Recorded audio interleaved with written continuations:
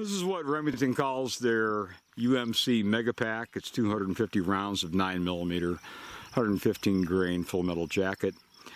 I've got at least 2 or 3 9mm here, so I'm going to take a few pops with each one and try to do a very rudimentary comparison. And I do mean rudimentary. This will be brief, mercifully brief. This is the Smith & Wesson M&P 9 Compact, 15 round double stack magazine capacity. They've improved the trigger substantially on this, and you get a pile of grip inserts. So this is the gun that's going to finally retire my Glock 19. Very similar profile. Some people will carry this, other people will use it for a nightstand gun. Let me make it go bang a few times. I'm just blazing away. In this case, over at 7 yards, I'll aim for the center triangle, but the right corner of it.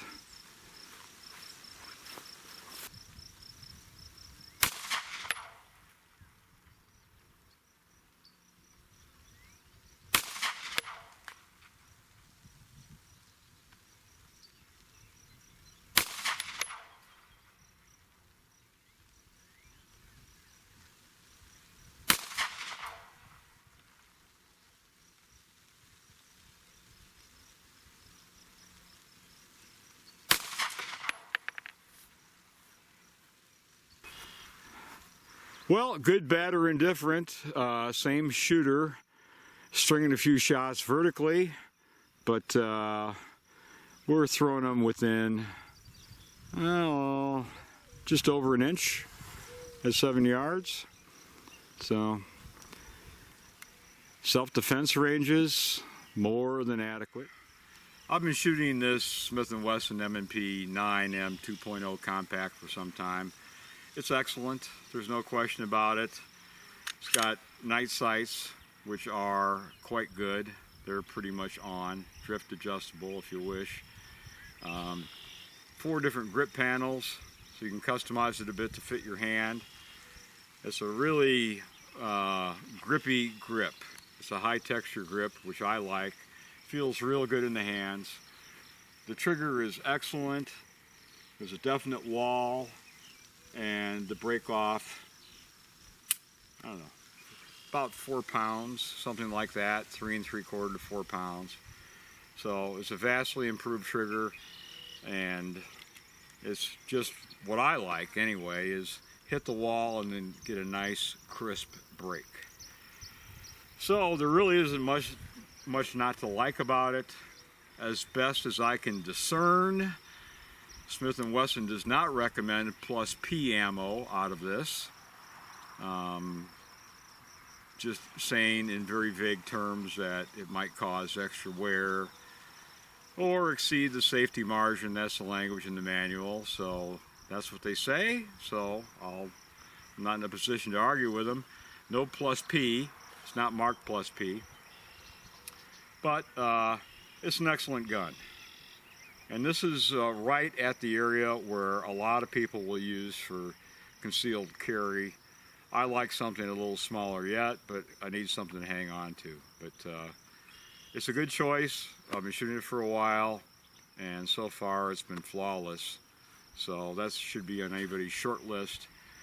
You got to shoot them yourself, because what I like and what you like, of course, might be 2 totally different things. We all have different hands, but it's a nice, comfortable gun to shoot. Next up in the little mini roundup here is the very, very popular Smith & Wesson Shield, now in version 2.0. So the Shield 2.0 has the same aggressive grip texture, and once again the trigger is significantly improved over the previous Shields, and that was my main objection. Is just most of the earliest Shields that I've shot just had miserable triggers. So we're going to do the same thing. This time I will shoot at the left corner of the center triangle, and we'll see if we can properly defend ourselves against paper. menacing paper.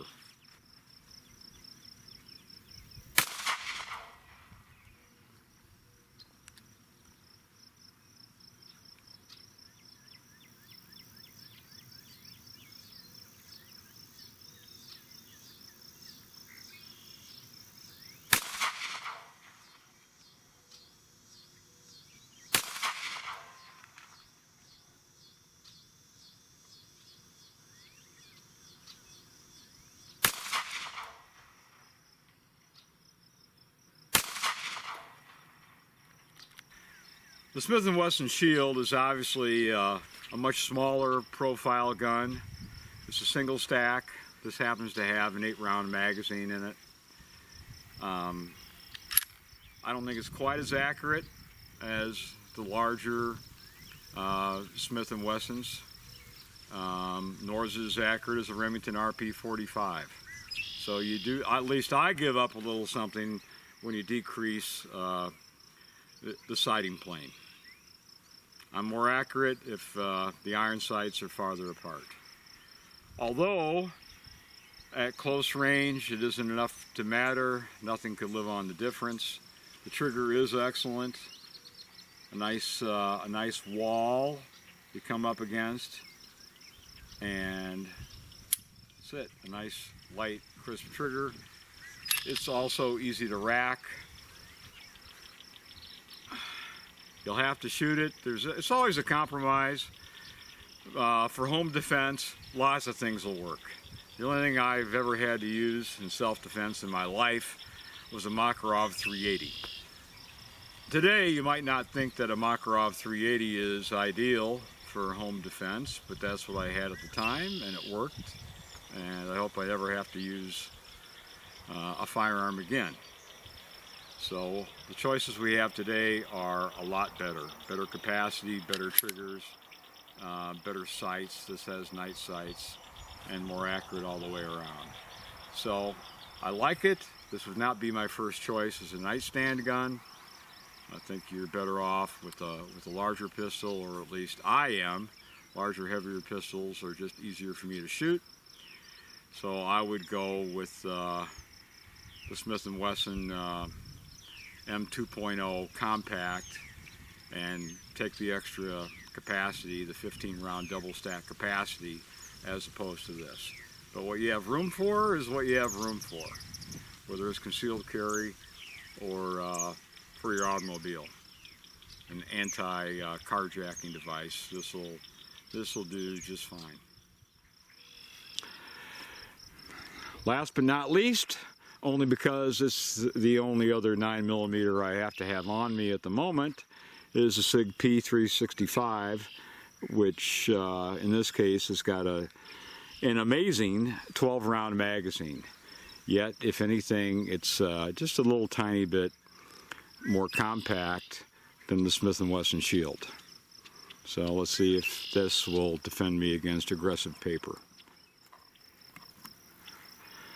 And here I will also aim for the center diamond, but the very top of it.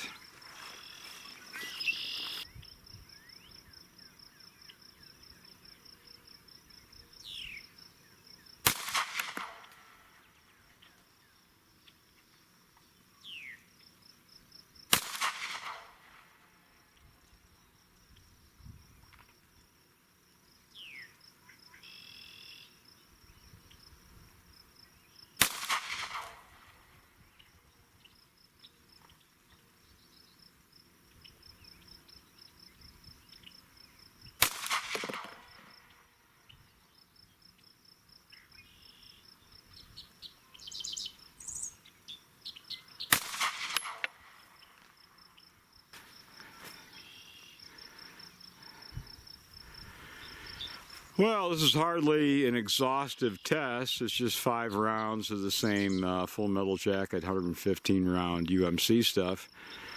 But it does seem a little bit more accurate than the Smith & Wesson Shield. And the trigger is not nearly as good.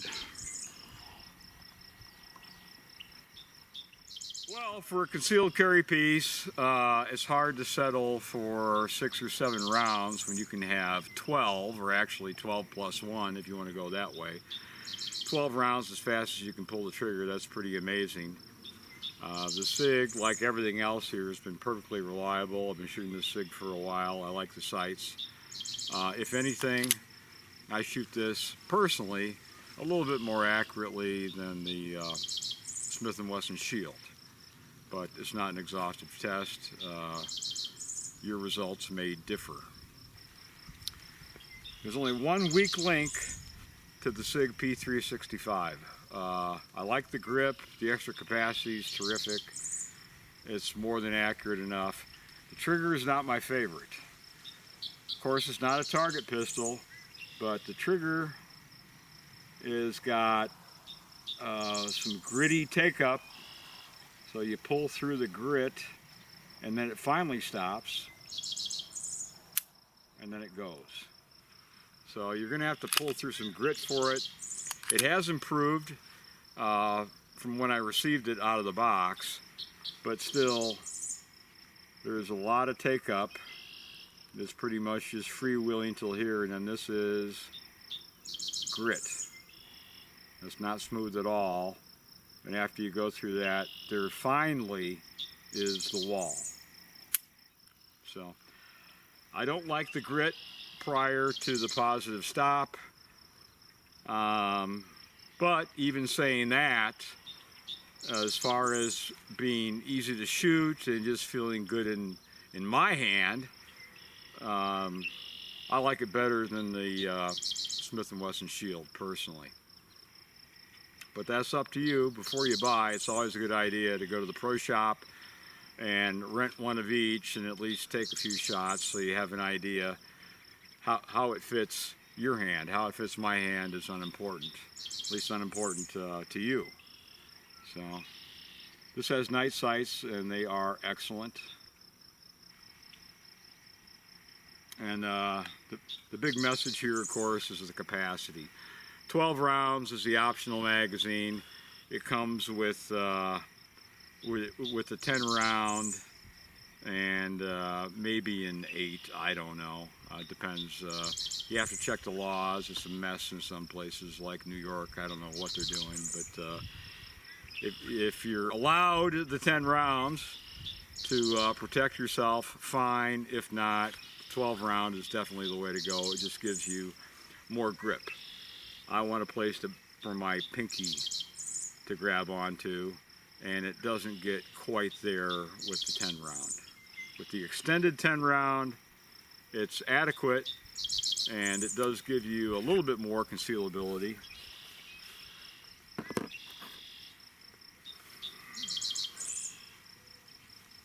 So here's the standard 10 round. This is the 10 round with the extension, and I'm gripping something, but I still don't have the full purchase that you get with the 12 rounds. Plus you get 2 extra shots, which is never a bad thing. I've never heard anybody complain that their handgun held too much ammo. You don't even have to put the rounds in there if you don't want, but the extra purchase on the grip makes the 12 rounder the way to go as far as I'm concerned. So that's it. Thanks for tuning in. Have fun.